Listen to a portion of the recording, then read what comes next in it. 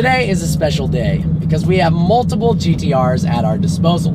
And since there's two of us, me and Eddie, we thought we'd do a head-to-head review between a 2015 Nissan GTR Premium and a 2009. Now, when the GTR was first released, you could get them for about $70,000, and now the base price is over $100,000. So we're wondering, is the hefty increase in price actually worth it?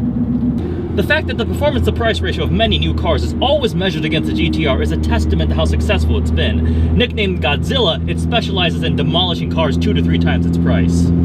The car I'm driving is a 2009 GTR Premium. When stock, it made 480 horsepower and 434 pound-feet of torque. 60 happened in 3.3 seconds and a quarter mile in 11.5, which was amazing back then. You get a car that could keep up with $300,000 Ferrari 599 for less than 6 figures. A stock 2015 Premium comes with 545 horsepower and 463 pound-feet of torque. The thing about GTRs is finding a car that's actually stock is nearly impossible. From the factory, this car hits 60 miles an hour in comfortably under 3 seconds, the quarter mile in 11.2. Both this and the 2009 have a 3.8-liter twin-turbo V6, and minor software tuning tweaks and other upgrades have resulted in a power increase from 480 when it was released to 545, and even more if you get the Nismo edition. As with most GTRs, this one has not remained stock. An E85 flex fuel conversion, plus a couple of bolt-on parts and a full custom exhaust, and additional carbon fiber exterior trim pieces mean the power and style of this car have been updated. End result is it makes a little over 600 wheel horsepower, and it is very, very loud.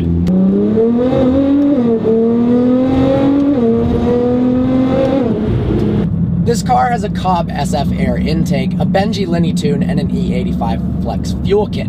All of those mods together are around $3,000, but the crazy part is how much quicker this car is than stock. Now, the owner doesn't want to reveal the actual power figures or the quarter mile time, but I can confirm that it's under 10 seconds in the quarter mile, and it is rip your face off quick. I did launch control in this car, and I could actually feel my cheeks being pushed backwards.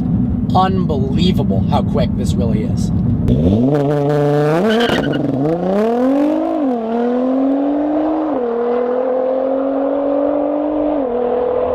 In a straight line, the GTR lives up to its reputation of being a land-based rocket ship. All-wheel drive plus launch control allow you to do consistent acceleration runs that will permanently shift organs to the back of your body.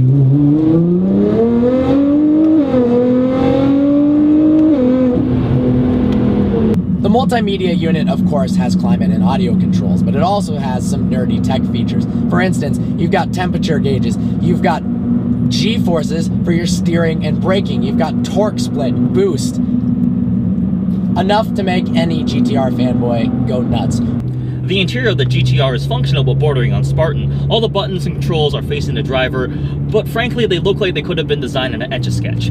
It does not cultivate the atmosphere that a Ferrari or an Aston Martin does, although there are a few concessions to luxury and convenience. There are 2 back seats, but with 2 full-size adults in the front, you're not going to want to spend any prolonged periods of time back there unless you're younger than 10 years old. For 2015, Nissan has tweaked the GTR to become more comfortable and compliant. I actually really like the new interior. While the basic layout is the same, it feels a little bit more upscale. Now, one of the chief criticisms of the GTR was that it was extremely uncomfortable to drive on anything but a very smooth racetrack. Nissan listened. The car suspension is tuned a little bit more soft, so it actually feels pretty nice over even some rough road imperfections, and that's good because that allows the tires to remain in contact with the road even over uneven surfaces. Handling-wise, the GTR is not a light car. At nearly 4,000 pounds, Godzilla has had a little too much sushi throughout the years. Yet, through the magic of computers, the Nissan GTR still manages to defy the laws of physics. Back in 2009, this car set a lap record of 7 minutes and 26 seconds around the Nürburgring, which was as fast as a Carrera GT or a Bugatti's on the F. You fast forward to 2015, and now a Nismo GTR runs a 7-minute, 8-second lap, which is only 11 seconds slower than a Porsche 918. The exterior appearance of the GTR has remained pretty much unchanged since 2009. However, there have been some updates in the headlights and taillights. The revision for 2015, I think, looks a lot better than the previous generations. This car, while it performs like a supercar, does not look like a supercar. It's not as outlandish, it doesn't garner as much attention, and in fact, if it drives down the road, if you're not an automotive enthusiast, you're probably not going to notice it apart from the big spoiler on the back. In the GTR-U, the human are the weakest link. This car is constantly calculating perfect traction, measuring G-forces. You just get the impression that it is way, way, way smarter than you are, which is not necessarily a bad thing. It's really, really good at math and science, which is fitting because it's Asian. The GTR has a fantastic dual clutch transmission, one of the better transmissions of any car we've tested on vehicle versions. Interestingly enough though, at slow speeds there is a bit of rattle, so much so that in the owner's manual for your GTR it actually says, don't worry, your car may make clunks and strange noises that's due to the double clutch transmission. Don't take it into the shop, there's nothing wrong with your car. So it is kind of funny at lower RPMs, at slower speeds, you do hear this rattling, which is a bit annoying. But then you get into the higher RPM ranges. Shifts happen in 150 milliseconds. After driving these cars, I now understand why the nickname of Godzilla is used. They may run on corn, which is much less exciting than nuclear radiation, but with this type of firepower and performance, these cars will just annihilate other supercars the way Godzilla levels entire cities. There's some trade-offs between the 2009 and 2015. Of course, a 2009 can be had for somewhere around $60,000 used, although that's actually staggering to think about, that you could have bought it brand new for $70K in 2009, and now it's only depreciated by $10,000. It's got to be some sort of a record like the Ford GT, which didn't actually depreciate at all, it just appreciated since its release.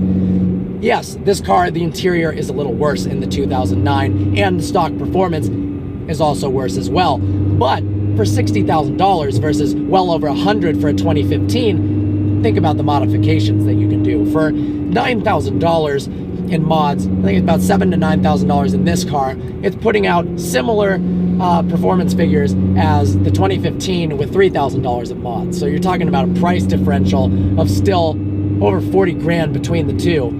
You don't have the updated headlights, you don't have the updated taillights.